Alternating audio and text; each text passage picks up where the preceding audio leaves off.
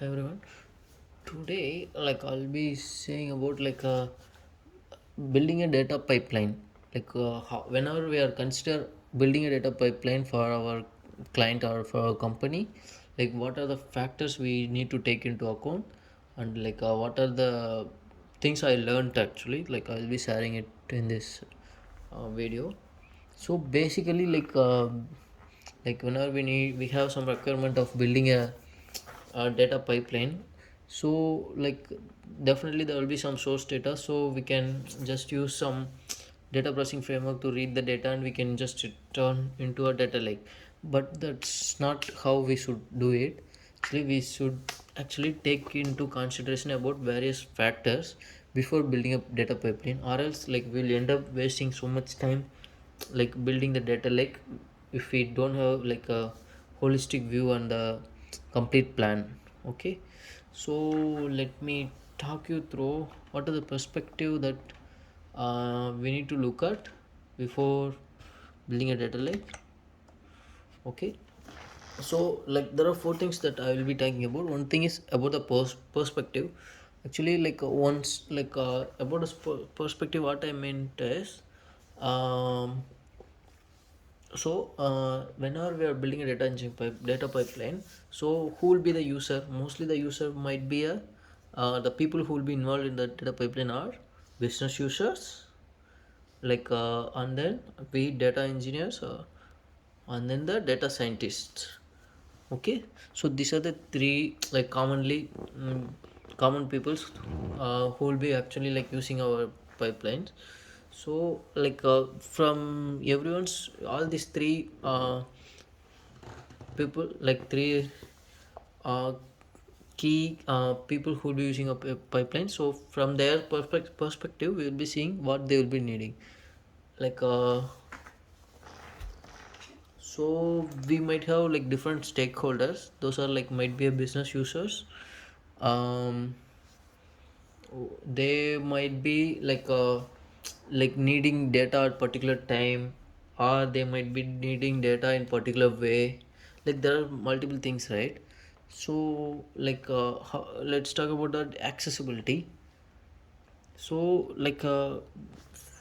in coming to accessibility, the accessibility should be for both the business people as well as data scientists. If the our pipeline is mainly will be used by data scientists for their predictions, then they are the major stakeholders, because they indeed actually build their models and generate predictions that will be used by business, which will actually generate us revenue. That's the main thing, or it will help in retaining customers, or like for getting revenue for the company. So that's the end result, right? So for data scientists, they will be they need to easily access the data that we will be writing into a data lake. So if we are using a data lake, then we should give a a query view on top of the data lake, like Hive on top of Hadoop, something like that. So as well as we want to make sure the schema is same across the data.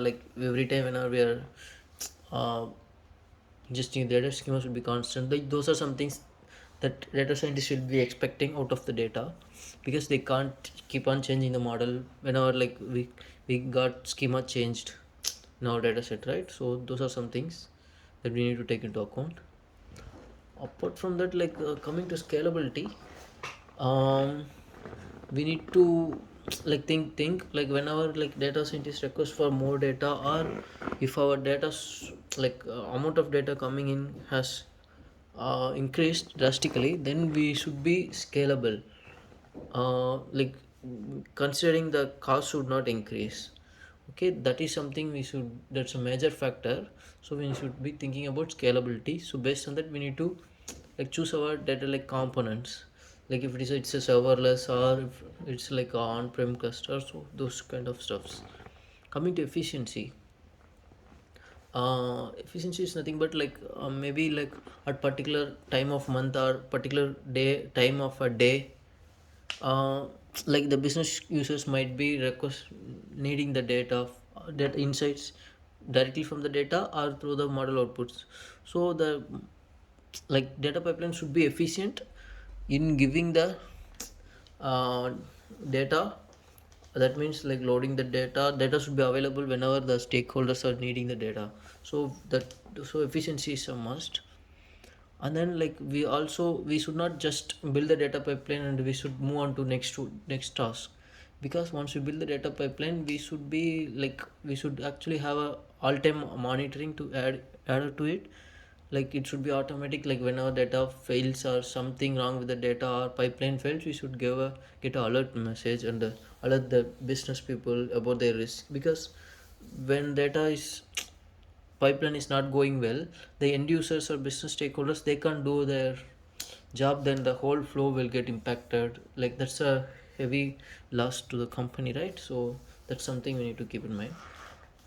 Okay, so this is about a perspective like that we need to have before developing a pipeline. That is nothing but accessibility, like how like the end user is going to access data, and what we have to do whenever like suddenly data grows up, as well as like how like what is the timeline that they are expecting data, how efficient the model like our data pipeline will give the data to, as well as the monitoring things. Okay. Okay, next section is the pipeline. um, so like the pipeline itself, what will be stages that will be there in the pipeline, like uh, about that. So majorly like in the data pipeline that we'll be building, like uh, majorly like most of the roles will be played by the data engineers, because they are the ones who are collecting the data from various sources. The source might be like vary so much, maybe like web logs, mobile logs, streaming data, or Google Analytics data, anything of such kind. Then they need to collect and ingest the data into the lake, and then they might do cleansing and validating the data, and they form the curator layer. Like those, actually that will take a major effort in the pipeline. Next comes is the analytics team, machine learning team, who will be using the data which is already clean and complete, and they will be feeding into their model to get their predictions out. And then like they might be having some tableau to display it, or if they have deployed the model, if it's a real-time model in a server, then it might or else like business users can build some reports on top of the data that will be having in the curator layer. So those are some things uh, which will be part of the pipeline. So it's not about the only data engineers or data scientists. It involves data engineers, data scientists, as well as business team. We need to consider all these three when we are building the pipeline. And then coming to possibilities, the possibility is nothing but like how the scenario comes when we are building the data lake. That means the kind of source, if the pipeline that we are going to build can be real time, or it's a batch, or like whenever like something is down, whether our application can sustain, as well as like whenever the data grows up, like how the whether we need to keep on adding the servers, and then it will be a cost, right?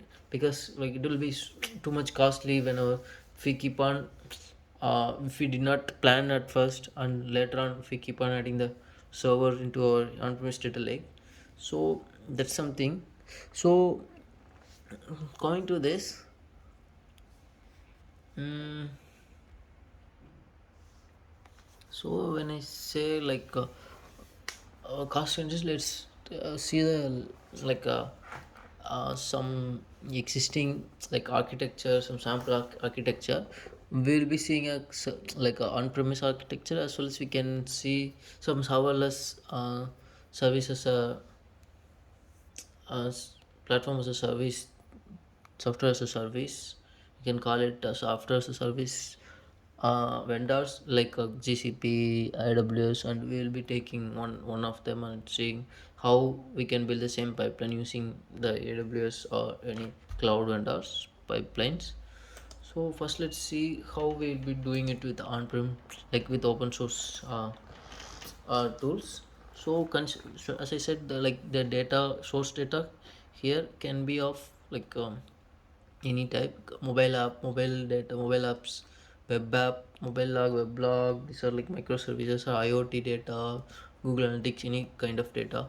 So we will be having, like, for microservice, we'll be establishing REST API, expressing a REST API, and we'll be consuming the data and we'll be writing it to message queue, or we can directly write it into like a data lake, and then we can have a MQ to read the IoT data, as well as for log and mobile apps we can use a third party tools, and we'll be writing the data into our data lake.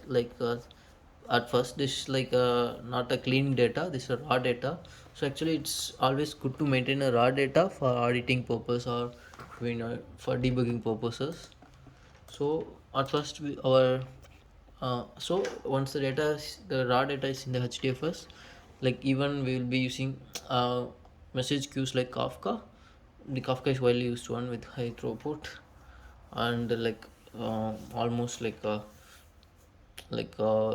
they guarantee they won't we won't lose any data when using Kafka. So like this is a majorly used one for messaging you. So coming back, so once the data is there in the data lake, actually we can have like a kind of real-time source or batch source. For batch source we will be using Spark for a processing engine. Here we will be doing our data processing, including like cleaning the data, removing duplicates, removing bad data, validating, enriching the data, like all sorts of things, and we'll be writing it to a data lake or to any NoSQL DBs, or we can write to a data lake and then we can view it on top of Hive, which is like a data lake becomes data warehouse when we are using Hive on top of it. We can do all sorts of queries on Hive. Same way for streaming data, we can use like Apache Flink, Apache Storm, or we can use Spark Streaming as well. Like for processing stream data, again we'll be writing it here. Maybe we can again, like if you want to do some aggregation between the streaming and batch data, we can always do it. We can aggregate it later on. We can do some sort of joins, and we can create some features or do some aggregations, ETL things. And then the process data will be there in the curator layer in the HDFS, or it can be in the RDBMS as well, but most of the time it will be in the HDFS itself. So the mm, scientist team, they can use the cleaned data for modeling, as well as we can generate reports in the Tableau dashboards, and all these stuffs can be done. So let's see how we'll be implementing the same pipeline if we have serverless uh, thing. We are using a AWS cloud here. So if you see, for IoT or streaming data, we have AWS IoT. Like they have their own inbuilt services for most of the different data sources. Kinesis is like a for streaming data like Kafka, and for IoT they have AWS IoT. For Lambda function, we write function actually to copy the data into the AWS, as well as like they have some cloud function as well. These are ingestion. Coming to data lake, like here we are seeing actually like all three: AWS, Azure, and Google Cloud. Okay, so let's see. Let's just take one, which can be the AWS. So in AWS we'll be using Nices, AWS IoT. There are like lots and lots of services uh, based on the kind of data that we'll be reading in. So like we'll be storing the data into S3. This is the raw data. So like Glacier is nothing but whenever some we have some data that we won't use often, we can move into Glacier or Glacier Archive again. This will give us reduce the cost, because storing S3 will be like a little costlier than in the S3 Glacier or Glacier Live. And then we'll be, instead of like Spark, here we can actually have the Spark jobs running inside EMR cluster, or we can use Apache Glue or step functions, like AWS steps, to actually like perform the things, like perform the ETL processing. And then like they are using like SageMaker for all the ML computations, like ML modeling. And then like we are storing the data into like any RDBMS, like a Redshift, RDS, or DynamoDB. Depends on the latency and how fast we need the reports. And then we can generate the reports with quick insights, like a BI tool. Okay, this is about like possibilities of, so we can actually reduce cost by going serverless with some at some point. Actually, the when we go serverless, actually it will reduce the development time. We don't need to actually set up a separate admin team to actually build up a cluster. Here we have everything ready. We can just like use the existing services, and we can just write our transformations. So coming back, so that's what I wanted to say. So let me tell you my learnings, which I learned the hard way. So always, always don't just go for the ML team. Like don't just depend on the output. This always scale up the data engineering team before scaling up the data science team, because data science team, they needs data which is in good shape in order to um, generate the models output, right? So good models will be the result of a good data. So that's something. And then like we always have to like start simple. Like don't always start with the building a data big project, like building an in-house architecture, in-house cluster. Like go serverless as possible. And then just like take few services and start there. And as well as like don't write compute like more competency course, just write some SQL queries for some computations, and just check the how the pipeline works, the overall pipelines. Then go for the major thing here is we need to have a catalog when about the data in the data lake. So whenever we are adding new data, like during our processing layer, actually we need to log it to a catalog services, which should actually have data such as schema and then the partitions.